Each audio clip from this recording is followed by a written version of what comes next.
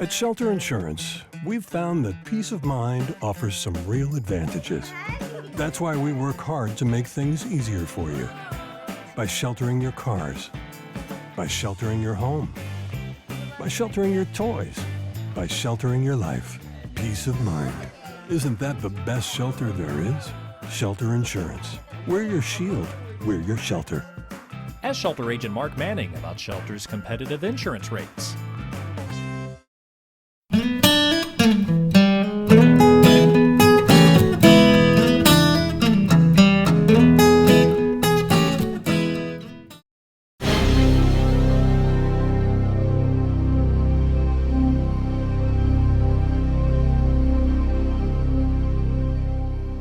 We're downtown Newport at the Solution Center, Merchants and Planners Bank, and I'm joined by Stacy Wagner and a familiar face with M&P, and welcome to the program. Thank you. Tell us a little bit who might not know about Stacy Wagner. Tell us a little bit about you, where you grew up, where you went to school, and kind of the early parts of life. Well, real easy. My dad was in the Air Force, so I was an Air Force brat. I was born in Kansas City, Missouri, moved to Florida for a little while. This was home. Mom and Dad moved back to Tuckerman and graduated high school from there. Rest is history, isn't it? Rest is history. Loved it. You've been here for 20 years, celebrating 20 years. Tell us how you got started. How did you get to Merchants and Planners Bank in the beginning? Oh my goodness, and this is it's a funny situation because I had worked in a bank in Tuckerman, Bank of Tuckerman, Mr. Lindley Van Right. Smith, you know. Sure. Hired me right out of high school, worked in banking for a little bit, and then I thought I needed to move into manufacturing, so went to manufacturing for a little bit.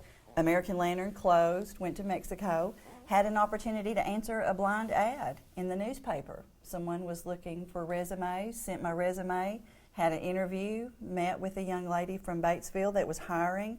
She said, "Oh, I've got the perfect position for you. Miss Pat Davis is looking for an assistant." And I said, "Oh my goodness, Pat Davis." Her mother was my best friend's nanny, so Right. I mean, we've been friends forever, and we've known each other. And Pat hired me the next day, and I've been here for 20 years, so love it. Let me ask you this. In 20 years' time, talk about some of the changes that you've seen in the banking. And first of all, what do you do for the bank? What's your title and what do you do? Yes, sir. Yes, sir. I'm a vice president for Merchants and Planners over Human Resources. Okay. So I get to meet and greet all the new employees, go through new employee orientation, handle all of the benefits, payroll.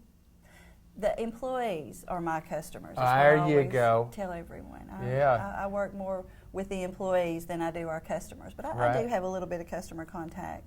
But majority of my time is spent dealing with the employees and being that liaison between the employees and management. Well, employees and obviously the backbone of any business, and the employees who are here, there's a lot of people with a lot of experience here, including yourself, but I mean, there's people that have been here a long, long time, and it's a real cohesive unit, I've noticed. It really is. David, when I left American Lantern, I thought, oh my goodness, I'll never find another family-oriented organization like that, because we felt like we were just all so close. But when I was hired in by Miss Pat and Mr. Jim Gowan, I found that exact same family atmosphere here, and we spend the majority of our time together, and we enjoy each other, and that's the good thing about working here, is that we are a family, and we don't just say that.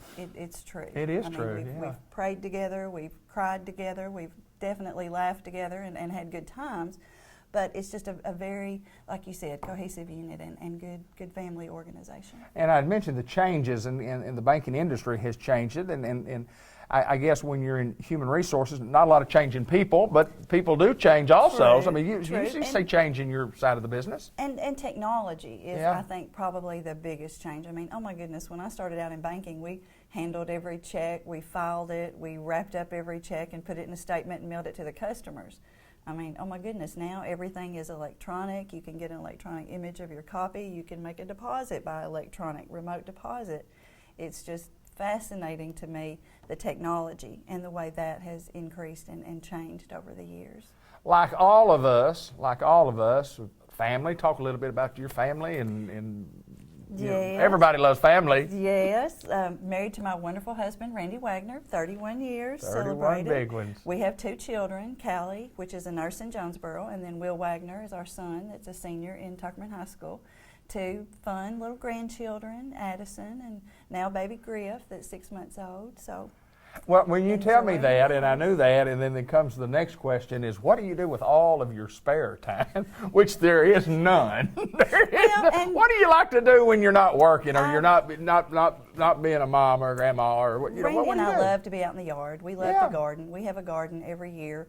Not that we love to eat it all, but we love to share. So we're always out in the yard working. We love to volunteer in the community. As you know, I love Relay for Life and March of Dimes. Those have been 2 of my volunteer organizations for several years now. And then our church. We spend a lot of time doing activities with the church, the Tuckerman United Methodist Church. So. Yeah. Well, I did notice that it's something that most people might not know about you. I mean, that's kind of a broad question. I always have a go-to answer for that question because my mom, I was born on January 1st, so I've said I always have a party on my birthday for New Year's, but that my mom went in on December 31st. Went into labor, getting ready to have the baby, Right. you know, all the excitement around first baby of the year. Right. 10 minutes late, we missed it. Oh, is that right? the You second came in baby of second the place. You were in second, weren't you? Yes, sir. Well, that is a great answer to a good question, isn't it? That's Funny a good little question. story. Funny little story. So here's a good one, and then I just think as I go, and it's not on the list of questions, but if you weren't doing what you're doing here, could you imagine what else you'd be doing? I mean, is there? David, I think back when I was in college, I worked with Miss Sherry Pinkston at Sherry's daycare. Yeah. And I loved that. And actually, you know, we have these strengths and abilities, these little leadership tests that you take occasionally. And I had taken one of those for Barrett School of Banking over in Memphis.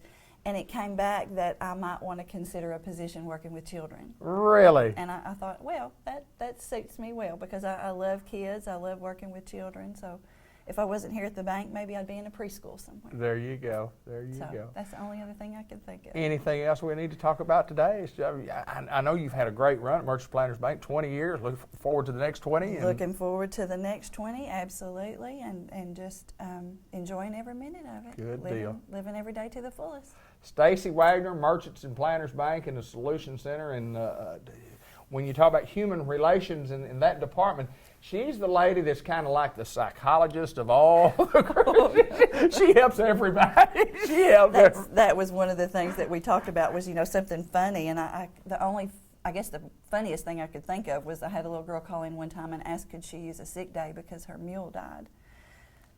And I thought, oh my goodness, I've never had anyone come and tell me their mule died, number one, but then two, want to use a sick day for it. Well, I guess you use sick days for everything. I've never heard of that one before either. You see all kinds. And that's the joy of working here and working in human resources. It's something different every day. Yeah, no doubt. You can have all the best laid plans, but you never know what's going to come up in any given day. So that's what I enjoy about it. Stacy Wagner, Merchants and Planters Bank, we appreciate you taking time. And congratulations on 20 years, girl. Thank you so much. I've enjoyed it. Thank y'all.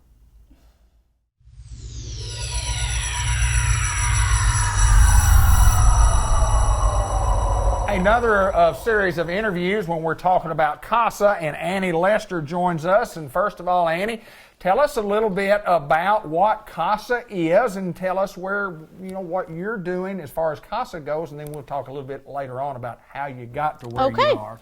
Okay, I am Annie Lester, and I am the advocate coordinator for Lawrence and Randolph County. So I train members of the community who want to step up and volunteer for children who have been placed in foster care due to abuse or neglect. And we just train those volunteers to step up for that child and to advocate for them in the court system. And the CASA program itself, CASA stands for Court-Appointed Special Advocate, and you're talking about advocating for children, and kind of give us a brief idea of what a volunteer would have to do in their time schedule if they said, hey, I would like to do that, and what they have to do. Okay. Well, first of all, our advocates go through a training process. We train them ourselves, and so we do that around their schedule. So from the get-go, we're working with them on their schedule. We want to make it as easy for them to advocate as possible. So they go through their training process, and we kind of get to know them one-on-one through that process and kind of see what cases they're interested in. Some people work really well with teenagers, other people prefer younger children. And then in that time, we also kind of see what kind of time they're going to be able to give. There's kind of a misconception about the time frame that people need to volunteer.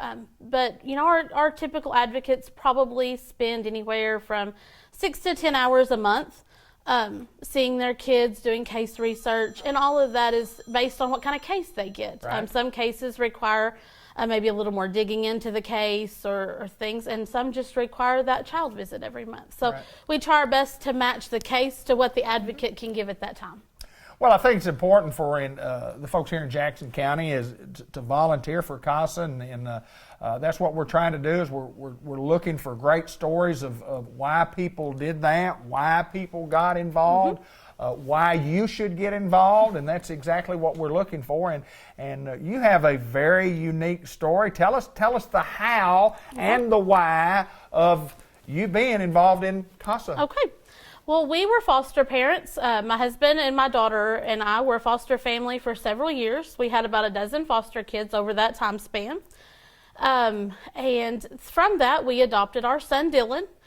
He was 2 years old when he came to live with us with some pretty significant delays and needs that we had to advocate for ourselves. And so from that, so we adopted him when he was about to turn 4. And knew that was kind of the end of we weren't being called to foster anymore, but still wanted to keep in that role of helping children in foster care. And I had actually met Amanda, our executive director, a year or so before that, and kind of heard about CASA and what CASA was from her.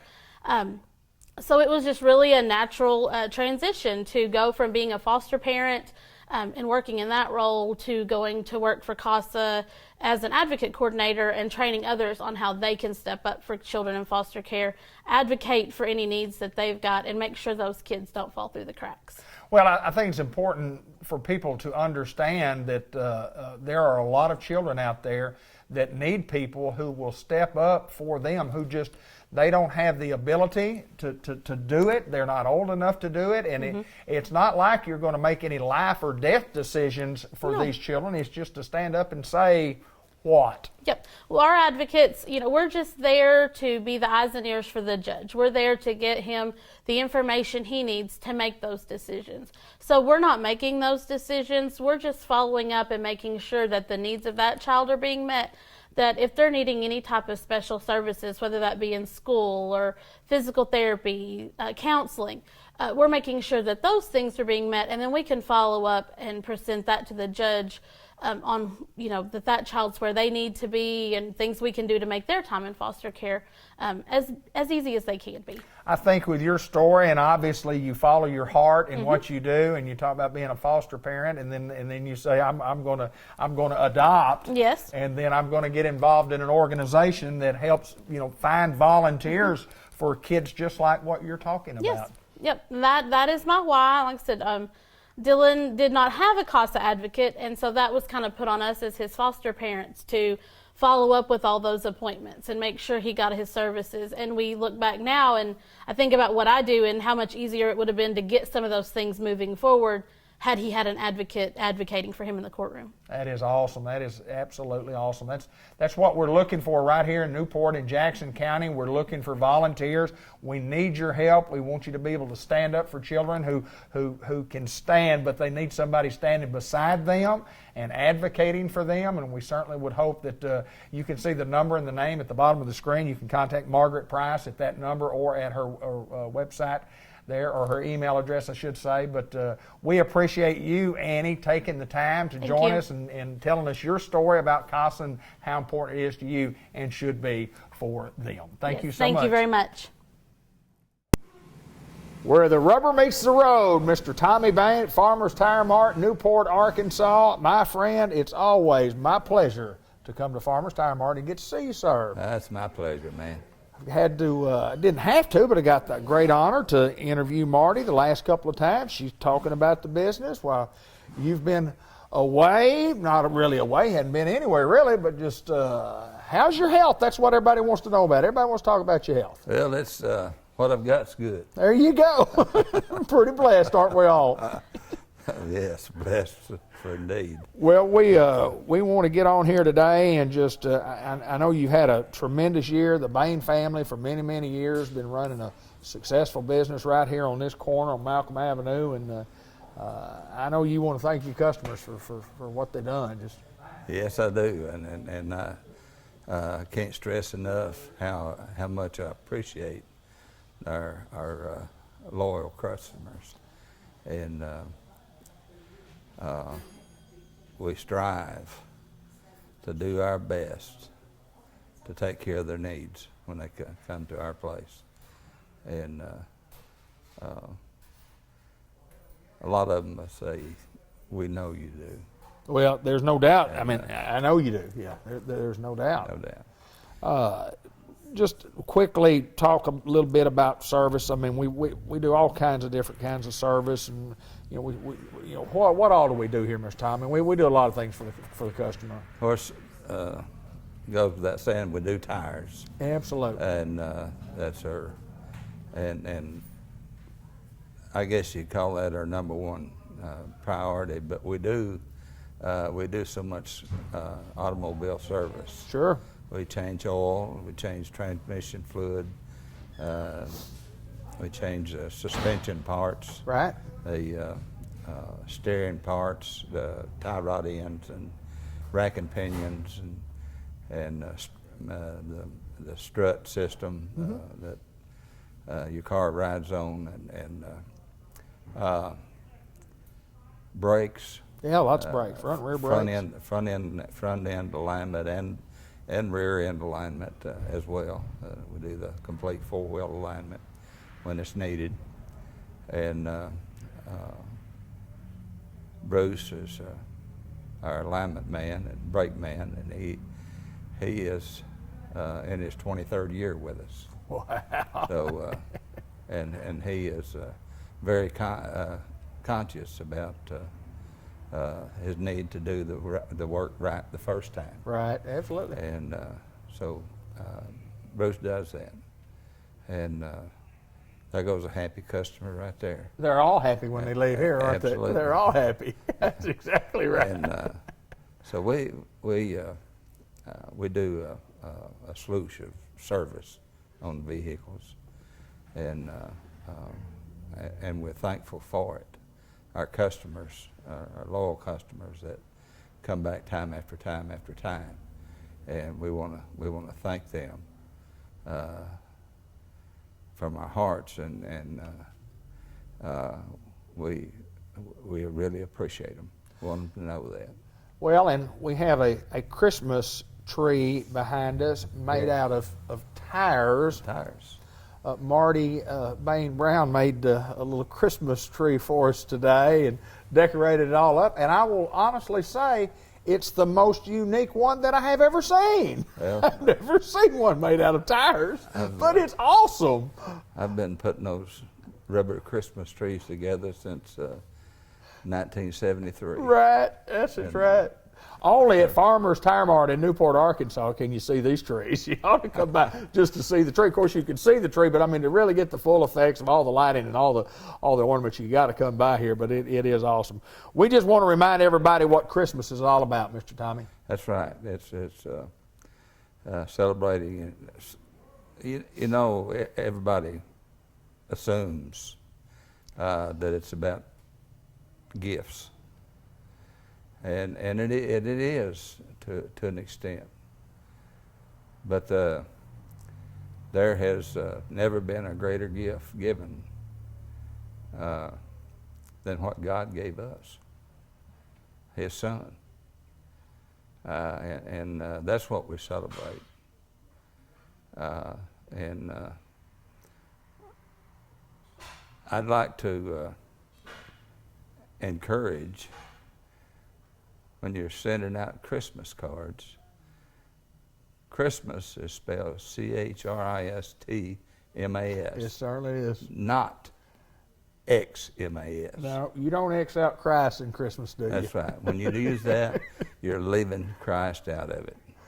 And you know, I learned that a long time ago, and and I never write it. I never do that. I never write, because that's what you do. You actually X out Christ out of Christmas, and it's just not, that's not what this whole season's all about. But all the decorations, everything, and the gifts and so on. So you know, I mean, everything are kind of examples of what happened, you know, during the birth of Christ, and then here we are thousands of years later, and you know, thanking Him for what we have and being blessed. And it's not only a good season, but it's a great day to be alive. Absolutely. Merry Christmas, my friend. Merry Christmas. To the Bain family, from the Black family and Cable 15 TV, I appreciate your business. I appreciate you allowing me to do business with you for many, many years, and I'm going to continue on doing so. We invite you by to do a little business with us, but from Farmer's Tire Mart, where the rubber meets the road. Merry Christmas. But I would like to remind these our farmer friends that it's time to be getting ready for another year. It's coming, isn't it? That's exactly right. It's never too soon to start, is it? So when you look at those round black things on each end of your tractor, think of Tommy Bain. There you go. That's exactly right. Where the rubber meets the road, downtown Newport, Arkansas, Tommy Bain.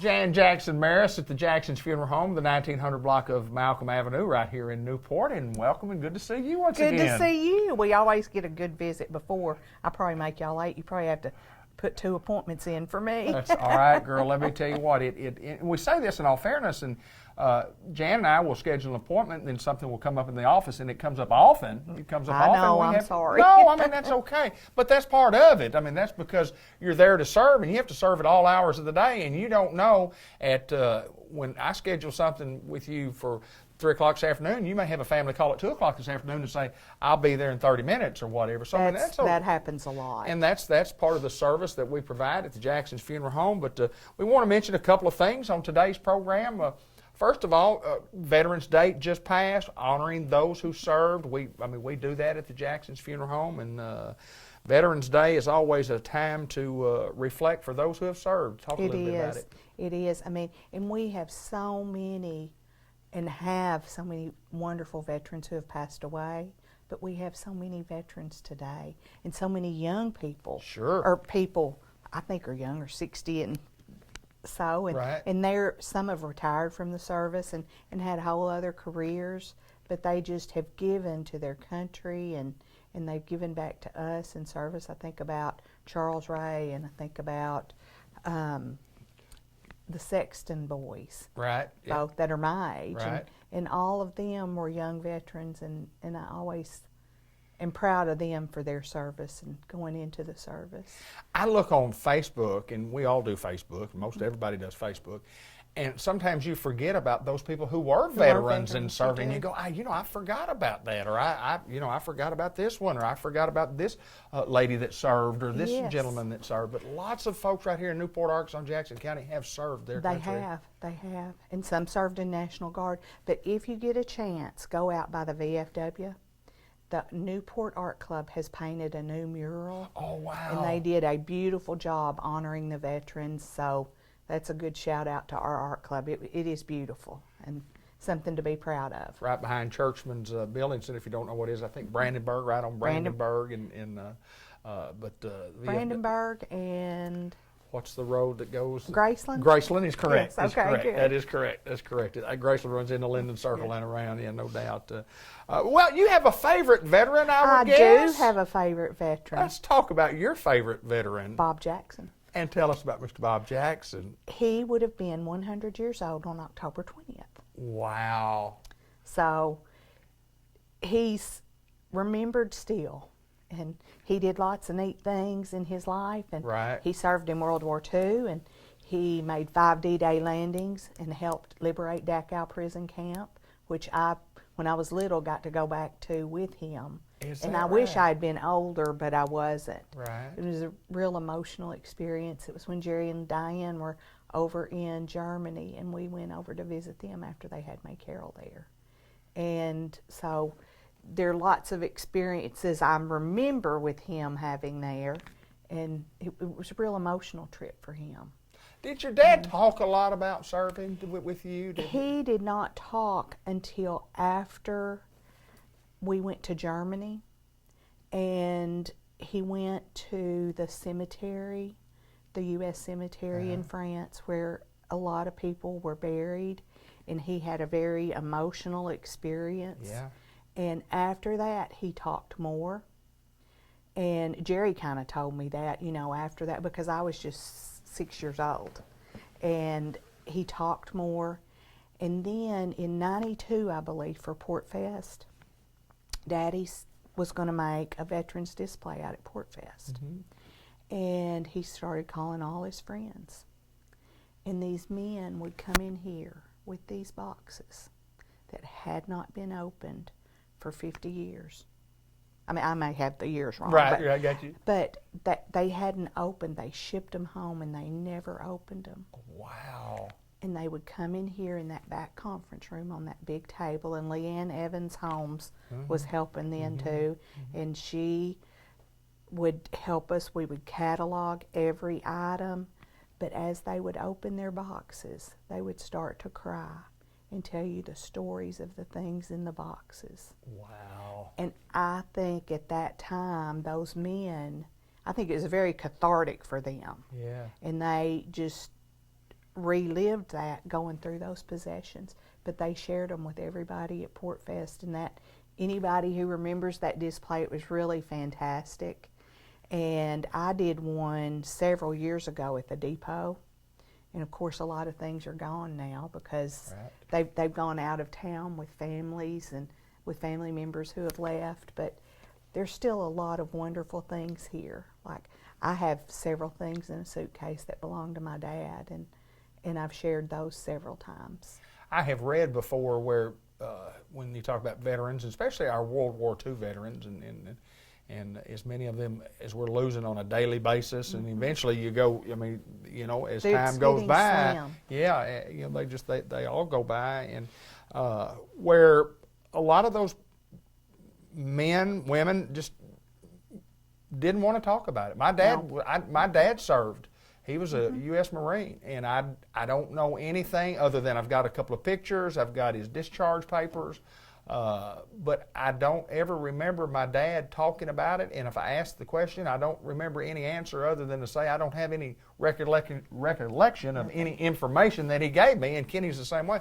So he didn't talk about it. He didn't talk about it. But how good is that for those people to have done that? To have talked about it. Oh, yes. And my dad did something that was really amazing to me, or it just, I think it was, to me, it's kind of a God thing. But he had a friend, and they were walking through a field, and there were dead Germans everywhere.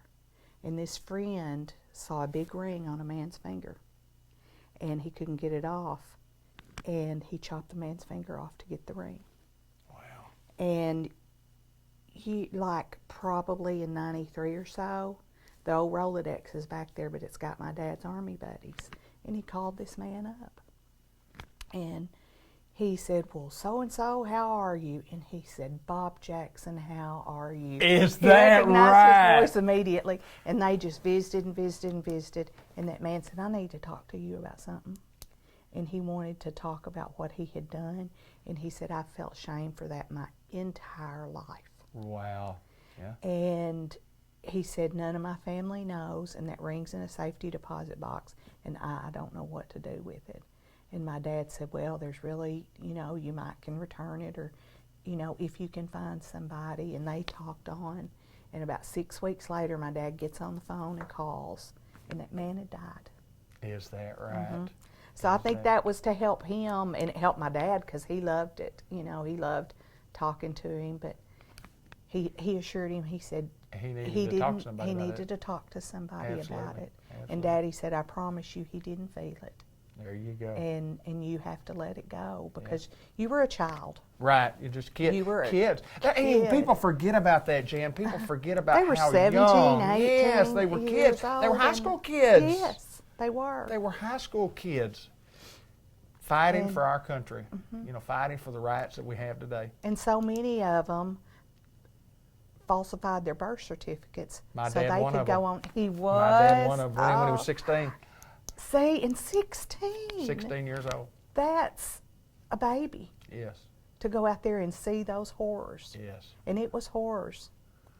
It's unbelievable. Boy, it's good stuff, though. It It's is good to stuff. talk about. And good men. 100 years old. 100 years old. That is awesome. We were blessed with good dads, and a lot of people in Newport, Arkansas were. No doubt about that. Jan So, Jackson Harris, best. we appreciate you, and we salute our veterans. We Yes, we honor our do. veterans, and those that served. From the bottom of my heart, we say thank you from the Jackson's Funeral Home. Thank you.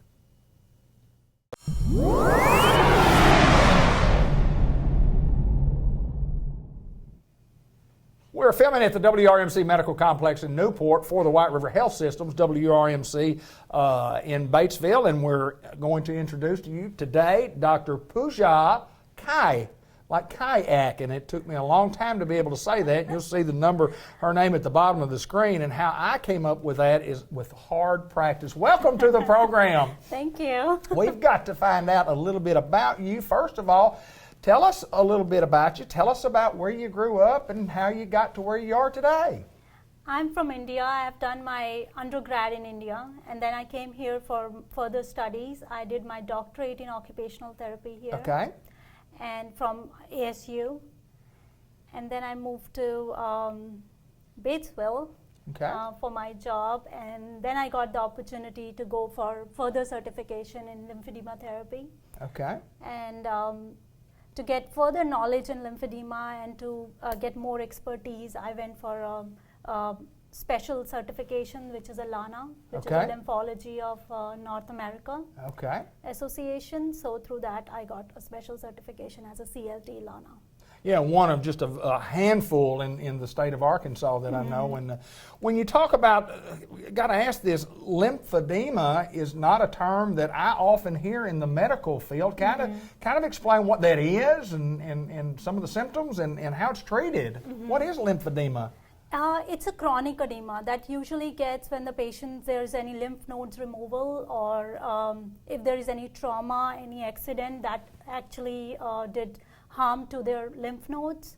Or it could be because of the chronic venous insufficiencies where their veins are not working properly in the legs, and it is actually pooling the blood down there. and that causes the edema. And that eventually actually breaking that lymphatic system. Okay. So we see the patients with that too, and their obesity. That is another reason for getting the lymphatic system affected in case of obesity, because that is putting a lot of pressure on inguinal lymph nodes and all Sure, those, and that causes the edema. Well, it's a retention of fluid. Yes, And it's a causing swelling. Yes, Causes yes. swelling. Swelling, Yeah. yes.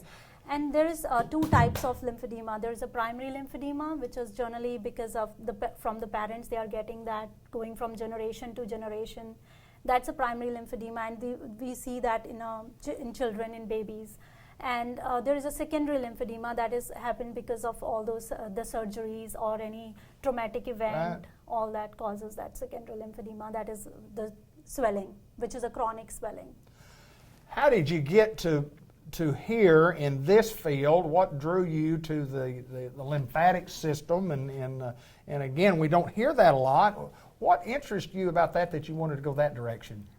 Okay, so when I was studying here at ASU, at that time, one of my CI, that was my fieldwork advisor, she was in lymphedema therapy. And I saw many cancer patients at that time who were struggling with this condition, and it was really hard for them to, they were to do their day-to-day activities because of the big arm. Right. Because of that swelling. And some of the patients, because of the CVI, they were not able to walk because Sure. their legs were very big. Sure. So that actually intrigued me. What is happening behind that? What is Yeah. actually, what is that causing it? We are doing the therapy, but what is exactly the reason Right, behind it, yeah. the mechanism? So that's why I went for further education about that. When I Right. got certified as an occupational therapist, I did my doctorate in that. So finally I decided I will go for that specialization. When I got the opportunity to do that, I went ahead and did that. That's awesome. Yeah, that is awesome. Yeah. And I'm one of the 7 LANA certified therapists. Right. And tell me what in the LANA is state. again. It's a Lymphology Association of North America. Of North America. So it's right. a national certification. Yeah. Boy, that's awesome, and that's good. So, in looking at it, I mean, as far as the medical field, as you were growing up as a young person, was that something that you thought maybe that you would like to do, or how did your thoughts of what you wanted to do, how did that get you to where you are today like that? Okay. So initially there was no plan to go into the medical field. Okay. I was more into molecular biosciences, more Okay. into the cells, Okay. what is happening inside the cell. Right. How can we pharmaceutically treat the diseases like cancer? So looking at those mechanisms. So I was into more cell signaling and research. Then eventually one time one of our relatives, he went through a knee surgery, and I saw the rehab people working with him. And that's where I was oh, I want to do this. Yeah. That is showing me the direct, where we can help directly. Right. Mm-hmm. So that's why I changed my mind. I went through this program. Well, there's no doubt that you're not only you're more than qualified for what you do, and rave reviews from what I hear. People speak highly of you, and I wanted to ask this question: when you talk about lymphedema and you talk about the swelling of arms or legs, is it both legs at one time, both arms at one time, or can you just have one leg at a time? Can you? If it's a true lymphedema, then it's only one leg or one arm Wow. at a time. Yeah. But if it's because of chronic venous insufficiency or the things like obesity, in that case we will see bilateral, both Wow. the legs affected or Okay. both the arms affected Okay. sometime. And it's not just the arms or leg, it's abdominal edema. Okay. We see a lot after gynecological surgeries where they remove some of the lymph nodes. And then there is head or neck edema, especially after burns or if they have any kind of cosmetic surgery, sometimes that hurt their lymph nodes Right. on the face. Or we see that too. And genital lymphedema, which is also very common with all that pelvic surgeries. And Wow. Wow. Yeah, it's something that you can Google, folks. I mean, I had to Google it today to find some information of what I needed to talk about today. And I mean, there's no doubt it's a very, very interesting field. And you see patients in Batesville, and we have the number at the bottom of the screen, name and number that you can call for appointments or call and find at least to get more information. And I appreciate you so much. And Dr. Pooja Kai. Yes, thank you. I did well, didn't I? Yes. We're filmed again once again at WRMC Medical Complex in Newport for WRMC in Batesville.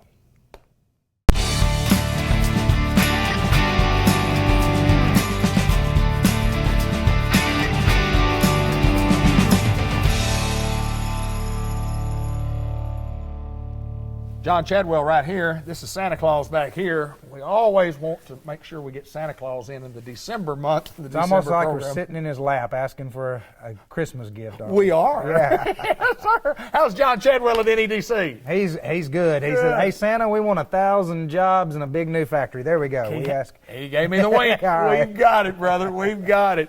Hey, great year for NEDC. Great year for Newport, Arkansas. We'll look back a little bit and just talk a little bit about that and then some other things that have been going on and some things that we mentioned last month. But it's your program, my friend. Tell us what's going on in NEDC. Well, at this time of year, we're always getting ready for next year, and we start in about October, November, looking ahead to next year, working on our strategic plan and our budget and all those things. So, at our last commission meeting in November, we passed our budget, and it passed by the city council, approved it at their last meeting a week ago. So that's all squared away. We got our strategic plan done. It's been passed by the Economic Development Commission and the Chamber Board, and so we'll have it up on our website and probably email it out with Facebook and all of that here in the near future. And it's available for anybody. In fact, everything we've got is open records. Right. People sometimes say, "Oh, how do you spend the money?" And I'll tell them, I said, "But if you want to see how we spend the money, come on in. Every single check we write is part of the public record, and we hand that out at every commission meeting. So it's open for everybody to see. It's really not our money. It's the public's money. Sure, absolutely. And the public entrusts us to manage and use that money, and we try to be very, very faithful with that. And we've used that to recruit some industries, and then we've had some industries that came in, like medical marijuana, that we didn't have to use any money on, but we were able to spend some time and some things like that. So having the resources to do the things that build the infrastructure for industry. And last month we talked a little bit about the ACT Work Ready Communities and that program. And we've been to the boot camp, and we've launched. We've done our soft launch. We'll do our big hoorah launch in January, but we're already 61% toward our goals of that. And people look at the going out and recruiting the businesses and all of that, and that's a big part of the job. But a huge part of the job is doing this stuff that builds things that make us attractive to the businesses. Right. And so developing our workforce is going to make us attractive to the businesses. And when we look at the skill levels of our workers based on this national test compared to the skill workers of places around us, we're very, very equivalent. So it gives us something that we can sell. So we're in the middle of working on that. We just got approved, as we are filming today, to be a testing center for that. So we got to have all our staff go through some training, and we'll be going through the training so that we can properly administer the test and folks can come in and take it. We're working with some of our businesses, did a presentation to Rotary today about it, and I think we had 6 or 7 more businesses sign up saying, hey, they wanted to be a recognizing business. So if you have a business out there, it doesn't cost you anything to be a recognizing business. It just says you believe workforce development and a program like this would benefit our community. So you can just email me or call me, and we can get you registered and included. If I got your website, from our ACT homepage, there's a link right to your page. Sure. That people can go to. So we're working on all of that. We're pretty excited about all of that. And I think 2020, which sounds odd to say. It does it not? I remember the time when 2020 sounded a long way off. and who thought we would say 20 years ago was the year 2000? Yeah, Y2K. Yeah, we were a little worried. A long time ago, wasn't it? We were a little worried about yes, that, too. Yes, sir. But we're looking forward to a really good 2020. I'll tell you that if you go from March through to the end of the year, we've averaged being about 10 or 11% up a month on retail sales. Wow. In the city limits of Newport, so that's a great thing. And hopefully in January we'll have a nice little announcement that we'll be able to put out on the program as well.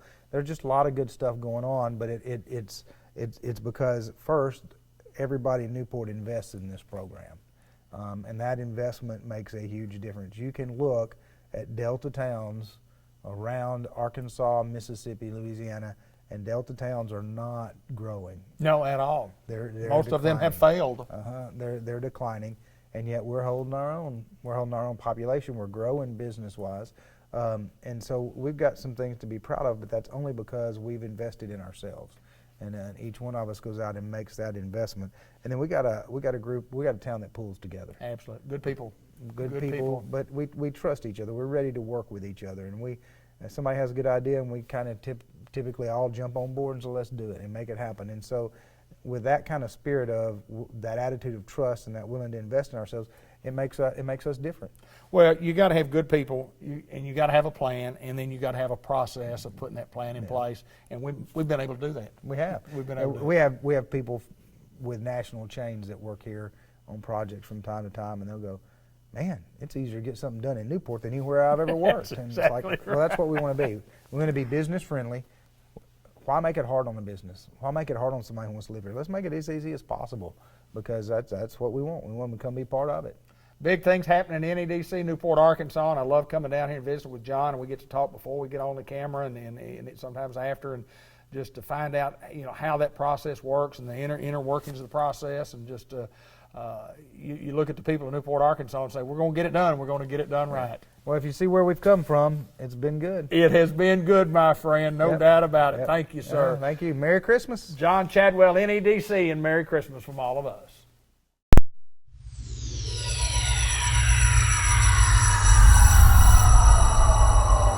Another in a series of interviews for the CASA program, and Linda Treadway, Newport's own, joins us, and welcome to the program. Thank you, David. Glad to be here. CASA, a court-appointed special advocate. We've had these interviews. We've talked about this, but talk a little bit about CASA. Talk a little bit about what it means to you, and talk a little bit about what it is. Okay. CASA is a program designed to give children that are placed in foster care by the judge an extra voice with the judge, with the DHS staff, and just help them get through the system as best they can.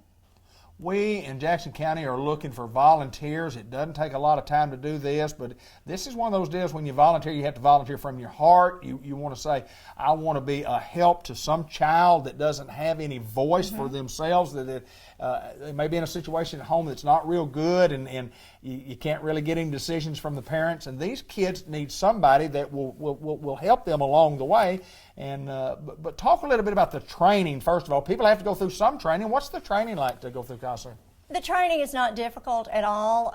It's now online, which makes it easier for a lot of people. If you are not an online person, then you can do it through a manual. It's not a problem. It's basically, especially if we have several volunteers going through training at the same time, it's better because you can kind of have the networking where questions are asked and answered, and it really is not difficult training. It's very beneficial when you start the program, but you don't get a grade on your training.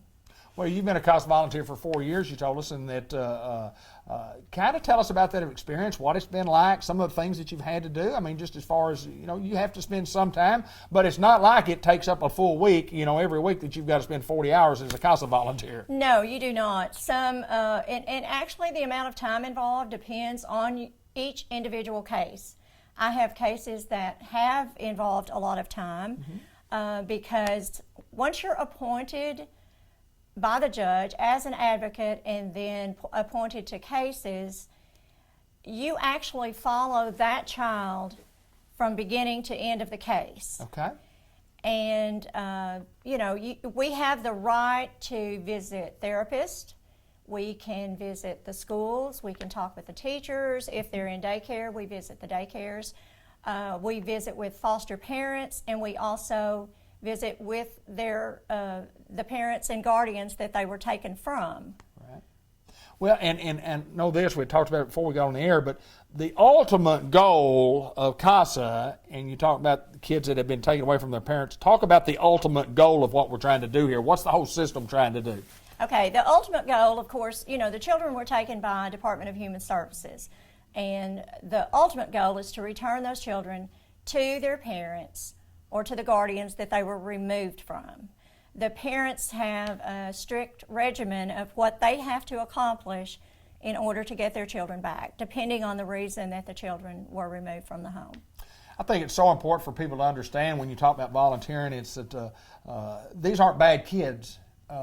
These kids are in bad situations. That's correct. And it's sometimes people say, well, you know, I've got a kid that won't mind, or I've got a kid. It's not the kid's fault at all, but the kids need somebody representing them. Tell us a little bit about that. That's a very good point. The children haven't done anything. It's the parents that, for whatever reason, whether it's, you know, it can be drugs, it can be alcohol, it can be simply they're just having a hard time. They can't deal with their children, and they are not taking good care of them, and they just need help. And DHS has a wonderful program that is designed to help them and help them get their kids back if possible. Absolutely, and that is the ultimate goal, and is to get them back with their parents and get the whatever problems that are going on there. And these volunteers work hand in hand with these kids, and they just kind of they become the voice of these children in a lot of Yes. situations. Yes, we do. Tell us how you got involved. Well, if you know Judy Phelps, We do. then you can understand. We do. Judy had mentioned CASA to me several times, and I would say, oh yes, I'll consider it. And she stopped me at Depot Days one day and armholed me over to their table, and I visited with her. Also, I visited with the executive director of CASA for our counties at the time, and made the decision to do it that day and started my training. I would say the main thing that you need in order to be an advocate is to love children. There you go. And to want to help them in a situation where they're overwhelmed simply because they've been removed from the home. And just listen to them. I've had children want to read to me, play with them. I mean, we just do a variety. Do whatever the kids want. Now, the main thing is we cannot remove the children. We cannot transport the children at all. That is a rule of CASA, is that you are not to remove them from the location that you visit them. Right, you go to different locations, Right. whether it be school or church or whatever. Right, Yeah. school, daycare, the foster parents' home. And I have also not sat in on sessions, but I've visited with their therapist. And, you know, we have a wide avenue of places that we can get information that's helpful to the judge. Well, we need your help. We need Jackson County's help. We want folks to step to the board and volunteer, not only just for the kids, but everybody that I have talked to, when I talk about people that are CASA volunteers, everybody says that it means a lot more to me, talking about the volunteer.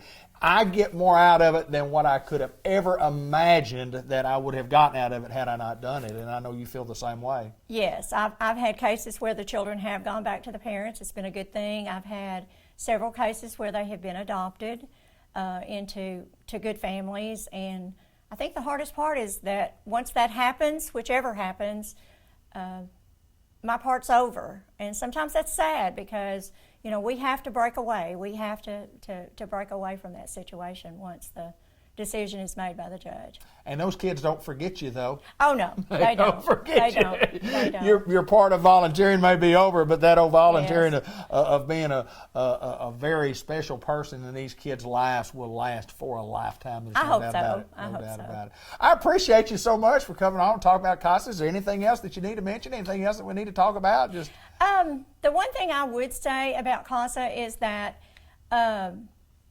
the children not only have a caseworker with DHS.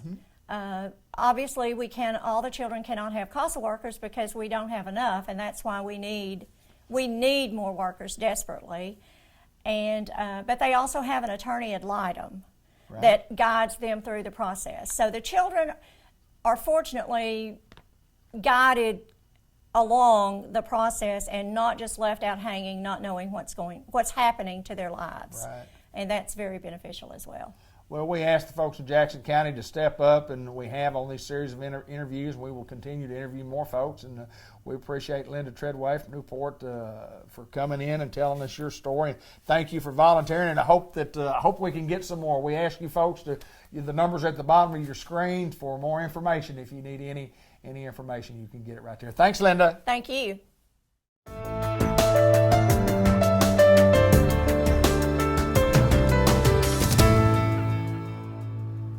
Visiting with my good friend, this is Dr. Gavin McDowell from Customized Vision Care, Newport, Arkansas, and we get to visit 12 times a year and get the scoop of what's going on in life before we get on the air, and I've heard the scoop today. Life is good. Life is good. It's really good. Special, isn't it? It's too good sometimes. It's special. How are you, sir? I'm good. Good. It's a beautiful Christmas tree we have here. It's the holiday season. We want to wish everybody a Merry Christmas. Yes, Merry Christmas. Merry Christmas. Yeah. Happy Hanukkah. Happy Kwanzaa. Yes, sir. Just happy whatever for Happy everybody. Wednesday. It's a Wednesday. Monday was great. Yes. And it will get better. It will get better. It will get better. It will get different. So you talk about some of the different things, and not to get into what we're talking about, but you see different patients, and patients are human beings, and patients are different. Oh, absolutely. Some people see things, how you like that, see things maybe different than the way you see things from time to time. How does that work? I mean, how do patients being, and my point being, we have so much information on the internet. We can Google what's wrong with our eyes, and we can come in and we can tell you what's wrong with us. And then I said at one point I was going to make a rule.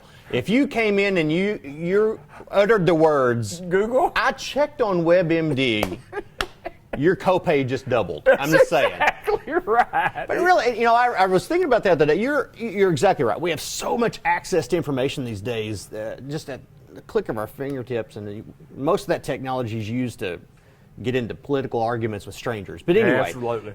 If we utilize that technology for good, I was thinking to myself, why don't we implement some type of program that if you go onto the interwebs and type in your diagnosis, if you figure out what your diagnosis is before you get to your doctor, then he ought to waive your copay. Yeah. Bill the exam, but you waive the copay. I did part of your job for you. Absolutely. Yeah, we're not going to pay you for all that hundreds of thousands of dollars that it took for you to get educated. Exactly. Yeah, why should I have to pay my loans back? Right. And why should you even make the diagnosis? Right. Or you need to do your own treatment too. We say all this in jest. But it just happens, and all of us think that you get a pain in your side or you have a blurriness in an eye. We Google and we look, and my gosh, this is it. I had a pain in my side one time, and it came down between I either had Ebola or cervical cancer. I didn't know which one it was. There you go. And heaven forbid that you go to a doctor. Oh, I know, yeah. A real doctor at that. Yes, that's exactly right. Hey, I know that you guys are continuing to do great work at Customized Vision Care and taking care of customers. That's what you do. And you come, you get professional eye care help here. Your examinations are going to be thorough. As thorough as medically possible. And I joke a lot, and I know, and I've said this before. If you're coming in here looking for starched underwear type of doctor, this is not the place. Right. But I assure you, what you get back there in the exams is 100% full on. I'm fully committed and dedicated to your care. I'm going to try to make you enjoy the experience. But well, there's no doubt that this is. Hey, when you walk in this door, if you can't enjoy this, you don't have any fun about you at all. That's right. I mean, it's a lot of fun here. It's a lot of fun. I should have been an IRS auditor. Well, not to be critical of the IRS or anything, but I've never seen anyone like you that has that funness. That's why I know. That ought to be fun, too. Oh, no. Well, I'm sure it is for the government, but I mean. Not for us. Not for us. No. Not ever. It's kind of like, what? Yeah. And you don't get that here. No. I will say this.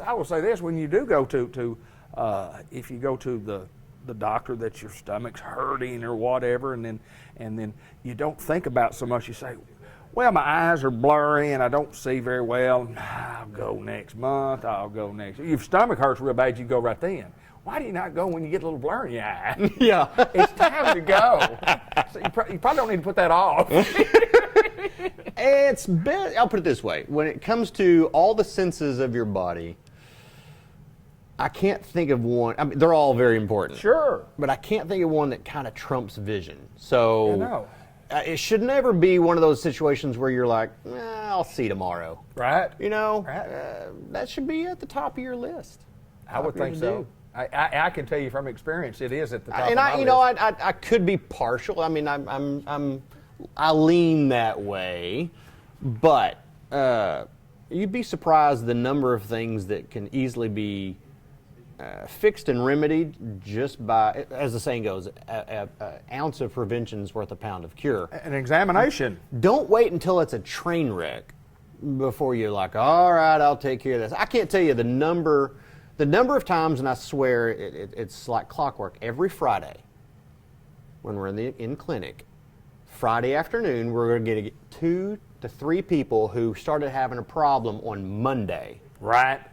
And I thought it would go away, Doc. I thought now not only is it a dumpster fire, it's a train load of dumpster fires that just ran off the tracks and crashed into a bus of puppies. It is full on involved and horrible. But I didn't want to do anything Monday because it'll get better. Now I'm blind and it's burst into flames. You know, Yes, yeah. Can you help me? Yes. Can you fix this? And I'm going on a cruise tomorrow. I gotta go tomorrow. And I know my eyes all red and infected, but I want colored contacts. There are some good things that we experience here, I would believe. Maybe I hope so. I mean, there's no doubt. And you're going back to talking about the examinations and the fun that you have when you come to customized eye care in Newport, Arkansas. I mean, there's no better place to have your eyes examined, to have good professional people that, from the process of walking in the door, the fun part of that, to visiting with the people that run you through the test, and the staff here is just absolutely excellent. There's no better place to get your eyes checked than customized vision care in Newport, Arkansas. I think that too, but I'm extremely partial. Well, sure you are. And I will say it, and you talk about the train wreck, because I think you were the first one ever told me about my train wreck in my left eye that I had, and then it's got to be among you eye doctors, because I went to 4. You sent me to 4 other doctors after that, and everyone went, "Hey man, you got a train wreck in there." Train wreck. It's a train wreck. was that some medical school? That is. It's from the Latin root. Is it? Yeah, Trainus rectus or something like that. I'm not fresh on my Latin. Merry Christmas, my friend. Merry Christmas to you and yours. I hope everybody has a Merry Christmas and a Happy New Year. And we enjoy doing this program. We enjoy bringing it to you. And people comment about our program. And I have people ask me about it all the time. They will say, and I said, well, just go see the guys. All the things I tell you. And next year, we're going to do the whole truck thing. 2020 is going to be bangers. It's going to be awesome. It's going to be a great year, isn't it? It is. It's going to be special, isn't it? It's special. Oh, brother. Dr. Gavin McDowell, Customized Vision Care. If you need our services, we appreciate you giving us an opportunity. Our phone number is 870-523-3333. Have a Merry Christmas and a Happy New Year.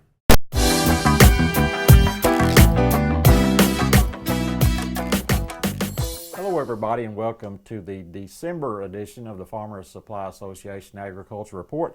I'm Randy Kopechka, agronomist with Farmers Supply Association. Well, it's finally time to wrap up the year. You know, I'm not going to get into a lot of deep stuff this month because, you know, there's not a lot going on in the field. We still do have a few people trying to complete harvest, so there's still a little bit of harvest going on, but obviously nothing else pretty much going on in the field. So what I thought I'd do this month is just kind of review 2019 just a little bit, look forward to 2020, and not get into any kind of real subject matter or anything like that this month. It's been another challenging year, and you know that seems like has become the norm. You know, we call it the new normal. We used to have normal years where we would, you know, get everything planted and sprayed and everything and get laid by for a little while, and that just doesn't work that way anymore. So we have it seemed like a different challenge every year, and certainly this year was no exception. we were coming off of just a horrendous harvest season in 2018 when it was so wet during all of harvest season, and harvest really drug on into January, and probably not everything got harvested completely, at all that year. We were hoping certainly for a better start to 2019, and well, of course, that didn't happen. The story quickly became, delayed planting and non-planting, just a very wet, that fall harvest weather from 2018 carried over into 2019. We had a very wet winter and spring, and we had during the first 6 months of 2019 probably about 35 to 40 inches of rainfall in our general area around here. So we get little windows, 2 or 3 day windows to get some crop planted, but especially on ground that drained pretty well. But a lot of the ground just never really did dry out to plant during until summer. So it was just hard to get crops planted. The new term, or it's not a new term, but the term that a lot of people were hearing about, and especially those not directly in agriculture probably hadn't heard it very much, but prevented planting became something you heard every day several times as you were talking to others in agriculture. Probably looking at Jackson County alone, probably estimates that I've heard are around 100,000 acres prevented planting in 2019. Haven't heard an official number, but that was kind of the number floating around in late summer. So just a lot of fields you could drive, especially on some of the heavier ground, you could drive a long ways and see very few fields planted. So again, it was just a year where it was hard to get planted, and then some of it never got planted, and some of it got planted really late.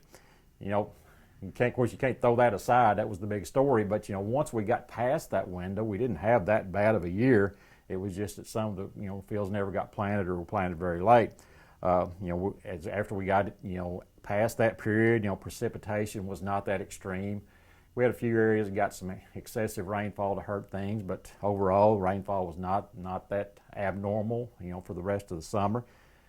Temperatures were really pretty good, and we've talked about that, in previous programs, especially when you got into that reproductive period, when crops are trying to produce seed and grain for the fall harvest. Well, the temperatures were pretty favorable for that. We didn't have any real excessive heat, not too cold, just good moderate temperatures. So we had pretty good weather really from that end of that normal planting season until harvest.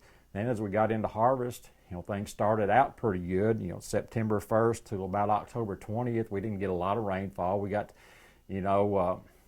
some small rainfall events here and there during that period. But it was pretty good harvest weather till about the 20th of October, and then things changed and really got a lot like 2018 again, with a lot of excessive rainfall and just a lot of rainy days from about October 20th until now. And as I mentioned earlier, there's still crop in the field. We're in better shape than we were certainly, I think, in 2018, but there's still crop in the field.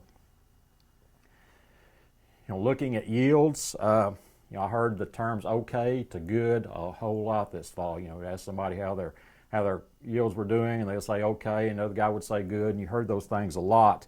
We didn't have a lot of those top-end yields, but it wasn't a terrible year either. And I think most of that really goes back to those planting dates. Earlier planting is certainly almost necessary for the top-end yields, and we had very little early planting, so that's why if we got crops planted and with that weather we had during the summer, we had some okay to good yields, but we just didn't have a lot of those top-end yields. Looking at rice, if you look at the planting date studies, and I was looking just recently at the planting date studies that were just now released, looking at pine tree down in north of Forest City down there, kind of the closest study that I could find to our area. The highest yields were for that rice planted on April the 24th. You go to May 8th, yields were down 13%. And you go to May 28th, and the yields were down 24%. So that kind of really correlates to what was going on in the field. That early planted rice usually did pretty good, but as those planting dates went later and later, our yields dropped off. And you can say the same thing for beans. I really don't have a study to look at with any numbers from that, but we've learned a lot over the last few years that our yields, our top end yields, usually occur from those beans planted in April, and they just kind of trend downward as we go into May, June, and even July sometimes. So I think that's the story for the year, and that's why our yields were okay to good, but really not any lot of top end stuff. in the end, it was one of those survive and advance years. You know, it wasn't a great year like we'd like to have, but hopefully good enough that, you know, farmers can stay in business and advance to 2020. And as we always say this time of year, hopefully things will be better in 2020. I'd like to take this time to wish everyone a Merry Christmas and a Happy New Year. And to all those Farmer Supply customers out there, I look forward to serving you next year in 2020. This has been Randy Kopechka with your December edition of the Farmer Supply Association Agriculture Report.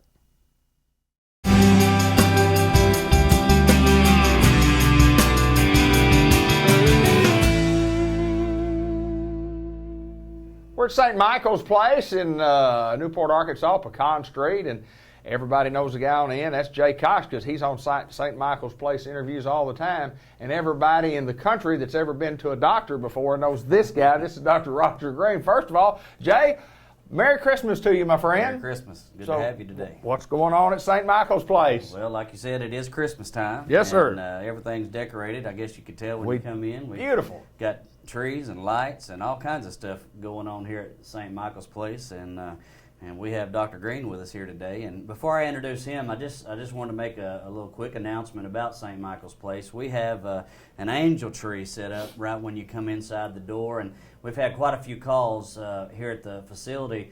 People want to know, is there anything they can do for a resident, maybe someone that's not going to get anything for Christmas. We do this every year. There's an angel tree set up, and you can come and take one of the angels off the tree. It's got a name of a resident on it. If you want to buy something or do something special for one of the residents, that is a way that someone can do something nice for them for Christmas. You take that, you can buy something for the name that's on there, and then bring it back. The 20th of December at 2 o'clock is our resident Christmas party, and we're going to give those gifts out at that Christmas party. So, you know, if someone wants to do something nice, and we have people that come every year and take one of the angels off and buy Christmas gifts for those residents, and that is a way, because people want to know every year, what can I do for the residents, and of course, you know, we have quite a few residents that don't have family. And so that is one thing. I just wanted to kind of make that announcement before I forget, you know. Absolutely. And so, but today we have our medical director with us, Dr. Roger Green, and I believe everybody in Newport knows Dr. Green, and he is our medical director, and we wanted to just talk about Dr. Green and his history here at Newport, and I'll just kind of let you take over the interview here a little bit. Well, I see Doc more often than probably anybody, you know, because I'm in there several times a month for something. I've got to go see the good doctor. And Doc, good to see you again, and welcome to the program. Well, thank you. All right, we're going to talk a little bit.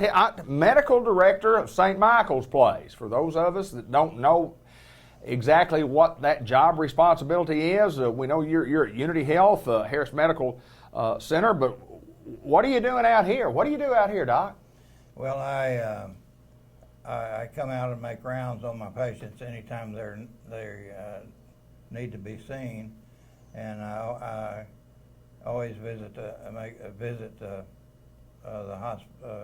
nursing home once a month. Okay. As part of my job as a medical director, and then we have meetings approximately once a month with the staff, and those are always informative, and we discuss any problems that we might have with the. Yeah, doctor on staff as such and coming out, and I know you just said you're 55 years in Newport, Arkansas. Kind of give us a little background about Dr. Roger Green. I've interviewed you before, but kind of give us a little background about where you started, how you got to Newport, Arkansas. I went to the University of Missouri to college, and went to medical school there, and I had some friends in Memphis, Tennessee, and so after I got out of medical school, I went for internship and residency at Memphis, Tennessee, at the University of Tennessee Hospitals and Baptist Memorial Hospital there. And back in those days, interns and residents were paid very little. And so I saw on the bulletin board that they needed a doctor to cover at Newport Hospital for weekends. Right. And so I called and I talked to Dr. T. Williams. Right, And Dr. Williams. I couldn't believe it. He's going to pay me more for a weekend than I'd make in a month. So I started coming over and helping him on weekends so he could have some time off, he and Dr. Ashley. And I did that for probably a year or two, and eventually just came over here full time. Absolutely right. Been here ever since. I came over in 1964. You know, everybody has a story about how you got to where you were. You talk about just seeing a bulletin board ad, you know, hey, they need somebody over there if somebody's interested. And I guess anybody could have picked up the phone or whatever and called, and you did, and the rest is history, and you've been here a long time. And you have literally taken care of thousands and thousands and thousands of people down through the years, and still, you know, I guess 4 days a week, still operating 4 days a week? Yes, and I make rounds at the hospital 7 days a week. Talk about some of the old times when I know you used to do some house calls. Used to make a lot of house calls, and I still make one now sometimes. Is that right? That's always enjoyable. You know, you get to see people in their homes, and more like a social visit Sure. Than a medical procedure. But I still enjoy going to the homes and seeing people. If they can't get out, I'll go see them. Well, and just like Doc says, there may be some young people out there, and they go, now house call, he goes to the house. Yeah, I mean, somebody needs to be seen by the doctor instead of loading up my car and going to the doctor's office. Doc has still a few times, he'll go to the house to check you out, but that used to be common years ago. Oh, yeah, and it was very common. What's different? What's changed for you in your 55 years in the medical profession, besides everything? I know everything's changed, but tell me some of the biggest changes that you've seen. Oh, the biggest changes are some of the technology with MRIs it's just amazing, and CT scans. They make diagnosis so much more precise, and then that's so much better for the patient because it doesn't have a lengthy procedure to obtain a diagnosis. Right, absolutely. You can diagnose things much quicker and get them get the patients to the specialist they need to see much quicker. You've told me before when you're doctoring me that in doctoring people that tests a lot of times are not to determine if you have this, it's determined that you don't have this. Yeah. So talk about that. You love to see every year when I go for a physical, I love to see negatives on those. Exactly right. What you don't have. Yeah. Right. Let me tell you what you don't have. Yeah, that makes you feel a whole lot better than seeing some equivocal or positive results on those tests. So tell me a little bit, going back to St. Michael's Place and coming out, and I guess it's like making a house call. Yeah, Seeing a lot, but you see a lot more patients when you do that, make rounds and so on. Right. Yeah. When I came to I came to Newport, I believe, in 1964, and they were building this nursing home. Wow. When it was completed, we had another nursing home, but there were no beds available. So I was putting my patients in Judge Sonia at Oakdale, which was, and then they built this, the same owners, I think Mr. Forbes of Judge Sonia, he built Oakdale, and he built this facility, and he called it Pinedale then. Right, yeah, Pinedale It's Nursing. undergone some name changes. Absolutely. St. Michael's is our name now. Right. But it was sure good to have the nursing home here. You bet. Because I was having to drive, I'd drive down to Judge Sonia to see my patients there. Jay, talk a little bit about having a guy of this stature. I mean, when you just say doctor now, and I mean, there have been some great doctors in Newport, Arkansas down through the years. I mean, honestly, I don't know if there's anybody that I think this guy has set the standard. Sure. I mean, I've trusted my life with him all my life. I mean, I trust my life with this guy, and it's great to have a guy like here as the director of the medical field and the medical director, and a tremendous plus for St. Michael's Place. Well, one of the things that is a plus with Dr. Green and his wife Kathy is that no matter what time of the day or evening it is, when we need to get a hold of them, even on a weekend, they're always readily available. There's a lot of times our admissions come in late in the evening.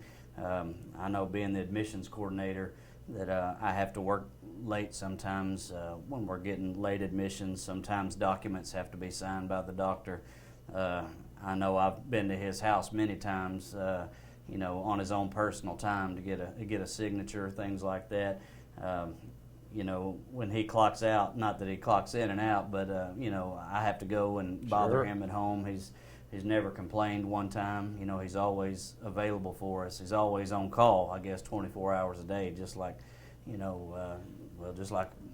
am.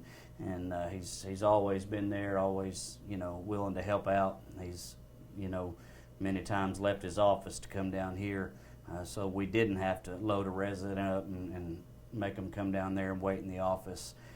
So he goes the extra mile. I'll say that. He and Kathy both go the extra mile to do, and that just shows the work ethic that he's put in all these years, and we appreciate that, because sometimes it is hard, and if a patient doesn't feel good, a lot of times they don't, or it's not easy on them to go down and sit in the office and wait in the waiting room, and he's been willing many times to come down and see him, and just willing to do whatever it takes, to get the job done. And I really appreciate that. Yeah, and I really appreciate you mentioning Kathy, and what we'd remiss by not mentioning Kathy Green and what she has brought to that office for many, many years, and makes your job a little easier to have her around, doesn't it? Much easier. Yeah, I guarantee you. Yes, sir. You do some of the heavy lifting. That's exactly right. That's exactly right. She is a dandy, no doubt. And again, I've entrusted my life with the Greens, and they get me from not feeling not so good to on the top of my game, and sometimes I need a little extra, and then I get it from Dr. Green. But good to see you, my friend. Top notch. Top notch. Yes. And just keep after it. I think you got you another 30 or 40 years that you can get in here. I hope so. There you go. That's Dr. Roger Green. We thank him so much for joining us. Jay Cox at St. Michael's Place, and we're at Pecan Street, Newport, and we want to wish everybody a Merry Christmas. Yes, come see us.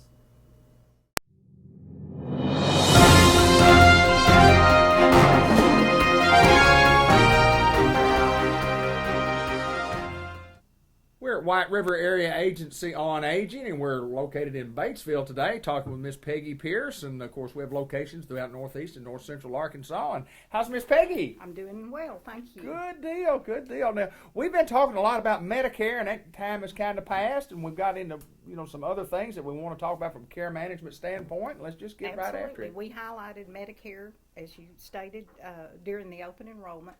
We are going to be almost past that by the time this airs, but Medicare is just one of the many things that our care managers can assist seniors and their families with. So anything that is senior related, the first thing I would advise people to do is get hooked up with one of the care managers. We have at least one in each of the 10 counties that we serve. And you and I were talking earlier, this is the time of the year that families come to visit, and people live long distance away from each other now, and sometimes mom's been telling them on the phone that she's doing just fine, but they come home and they realize mom's not doing just fine, and that's when they find us a lot of times, because they're out here saying, I've got to go back home, and mom's not doing so well, she's needing some help in the home, and that's when we get a care manager. She can actually go out to the home and do a visit and sit down with them and their family or whoever needs to be there. And she's going to help them look at the whole situation. If she thinks in-home services, if that's what they're wanting to look at, there are a variety of different ways those services can be provided. There's a couple of Medicaid programs, and if they need to make an application, she can guide them through that process. A lot of people have long-term care insurance policies now that have an in-home services clause.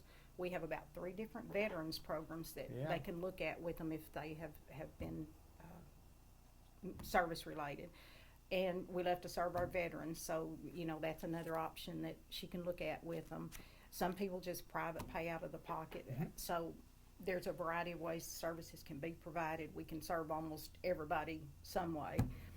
So the key thing is we just want you to be aware that these care managers should be well versed in Medicare, Medicaid, in-home services programs, food banks, things that might be relevant just to that county. Right. So anytime that you have a senior related question, we would say call our care manager. In Sure. the 2 counties that this shows in, Arlene Haney is the care manager that works Jackson County, and we actually have 2 in Independence County, Becky Box and Erin Walters. So these ladies can be a good resource for you if you're looking at some assistance in the home, or if you want to talk about maybe Medicaid or Medicare, or you just need some information. They could be a good starting point for you.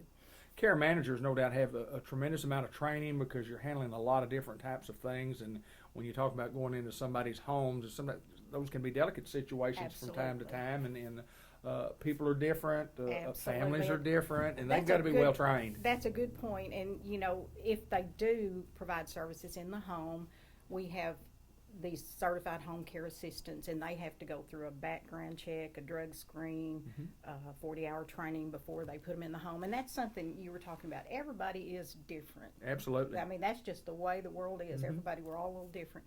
But if they do go in to set up some in-home services for somebody, that is one of the things that at that point it's going to be an RN talking to them. But she's going to look at that person's personality, the situation, and then she's going to look at the home care assistants that work and try to get one that fits with that person's personality. And if you get the right person in there, it just clicks. Sure. Because everybody wants things done a certain way. She figures out how they want their bed made or how they want their meal cooked. Yes. Those seem like little things, but when you're going into somebody's home and trying to do those, it can be a big thing to an older person. It's life-changing. It's a life change. Yes, yeah, it's a life because changer. all of a sudden they've been independent all their life. Sure. And now they've got to have a little assistance. So that is a big change in life. So if you get the right person that can go in there and kind of fit with that personality, that's a good point you brought out. It's something that they look at. And you talk about the people coming in during the holidays, and most of the time, even the adults themselves who really need a little help may not even know that they need a little help, and a lot of times they don't really want to have to ask for any help. And sometimes they're reluctant to accept help because, and it's hard for all of us. Absolutely. I think. It's hard to give up our independence, but the idea is not really to give up your independence, but to be able to stay in your home as long as you can. To keep your independence. To keep your independence. So if you have an aide coming in that's providing a little help, that may be some meal preparation or helping a little bit with the shower,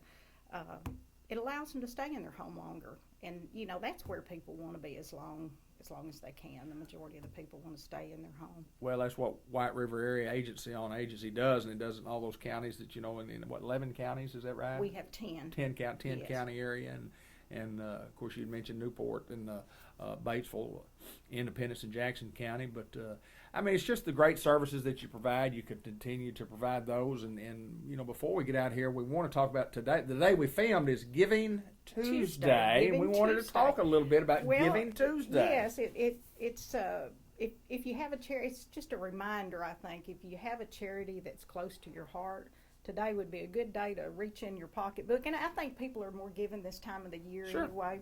But it is Giving Tuesday, so if you have a charity that you normally give to, today would be a good day to make a big donation.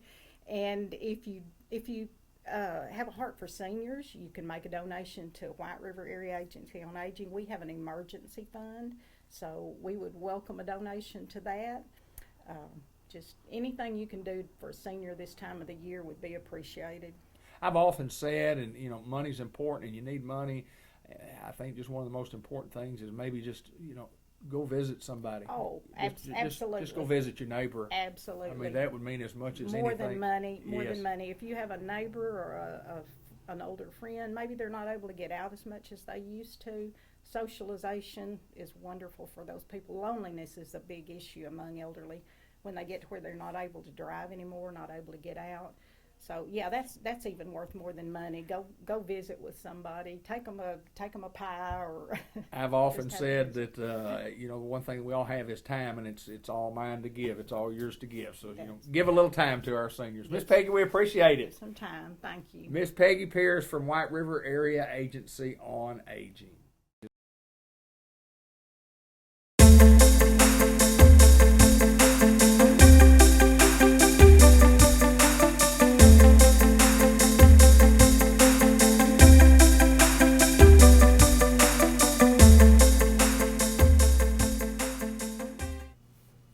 We're here at Newport High School for the Greyhound Report, sponsored by First Community Bank, where community comes first.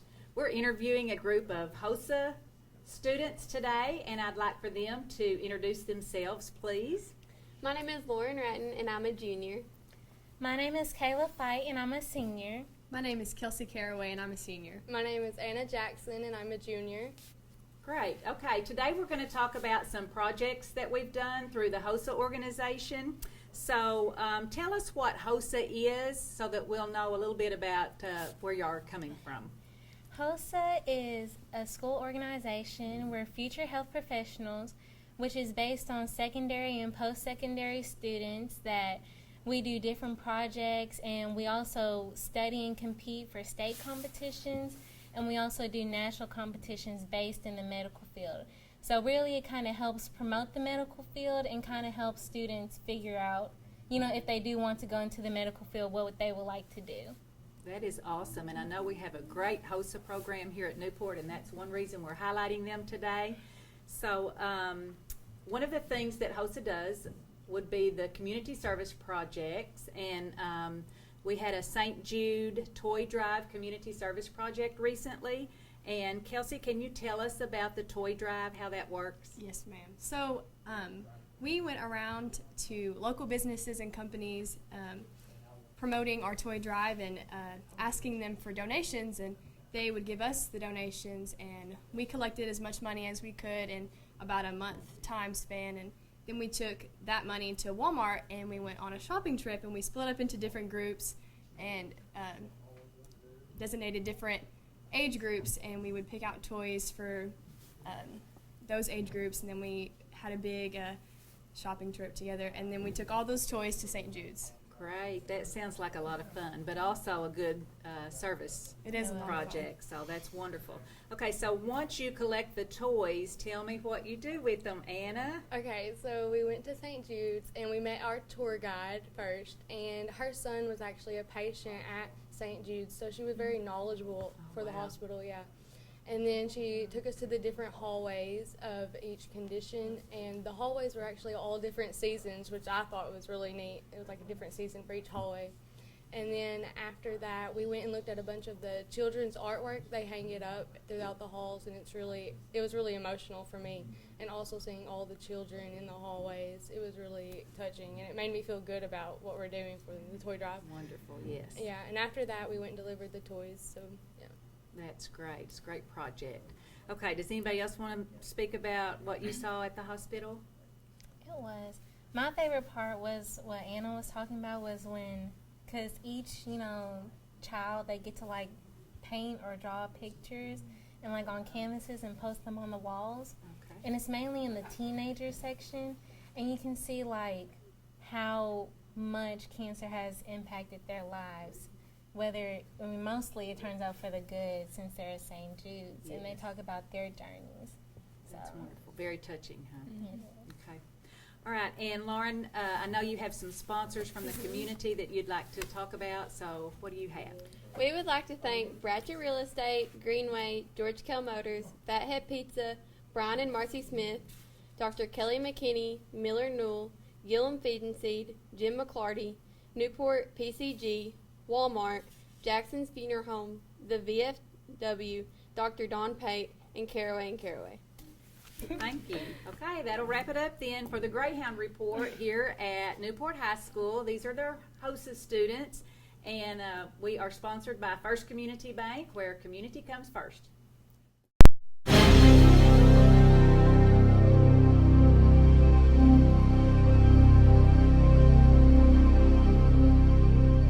I can have everyone On behalf of Merchants and Planters Bank, I want to welcome everyone. I know you're not here to listen to me talk, so I'm going to make this very brief. We just want to wish you all a very Merry Christmas. We hope you have a prosperous next year. And with that, I want to turn it over to the teachers and these wonderful kids from Under the Rainbow.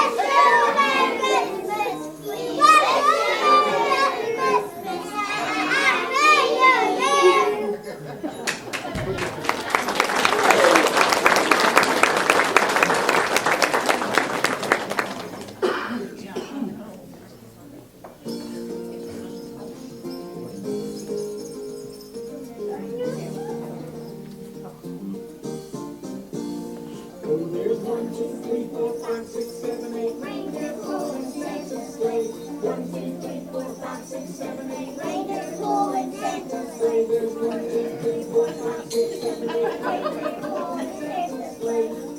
Nine counting Rudolph. Oh, there's 1, 2, 3, 4, 5, 6, 7, 8. Reindeer pulling Santa's sleigh. 1, 2, 3, 4, 5, 6, 7, 8. Reindeer pulling Santa's sleigh. There's 1, 2, 3, 4, 5, 6, 7, 8. Reindeer pulling Santa's sleigh. Nine counting Rudolph. Oh, there's Dasher and there's Vixen and there's Prancer and there's Vixen. There's Comet and there's Cupid and there's Donner and there's Blitzen. There's 8 little reindeer pulling Santa's sleigh. Nine counting Rudolph. Okay, we're going to hear all 8 reindeer on our fingers, 4 on each hand, and then we're going to hold them up to our head, and they will be our antlers. Ready? Oh, there's 1, 2, 3, 4, 5, 6, 7, 8 reindeer pulling Santa's sleigh. 1, 2, 3, 4, 5, 6, 7, 8 reindeer pulling Santa's sleigh. There's 1, 2, 3, 4, 5, 6, 7, 8 reindeer pulling Santa's sleigh. 9 counting Rudolph. Oh, there's Dasher and there's Dancer and there's Prancer and there's Vixen. There's Comet and there's Cupid and there's Donner and there's Blitzen. There's 8 little reindeer pulling Santa's sleigh. 9 counting Rudolph. 9 counting Rudolph. 9 counting Rudolph. We can't forget Rudolph. Right here, he's the most famous reindeer of all.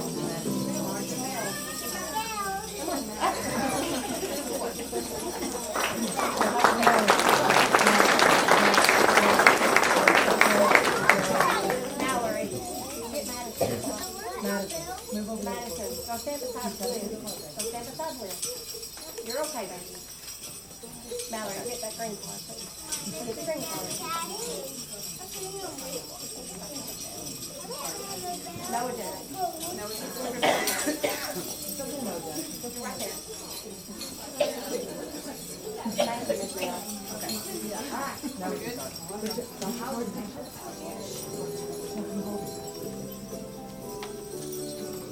C is for candy cane, H is for holly, R is for reindeer that pull Santa's sleigh.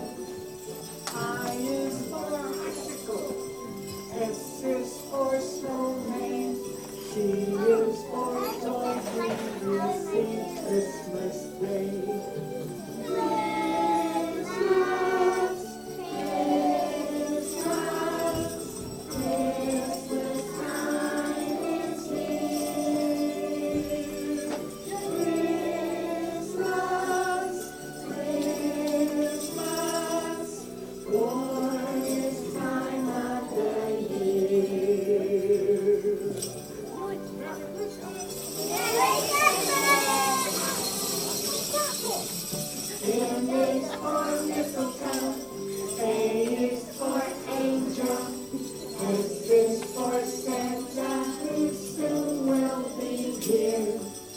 Children are singing, jingle bells ringing, eyes full of laughter and hearts full of cheer.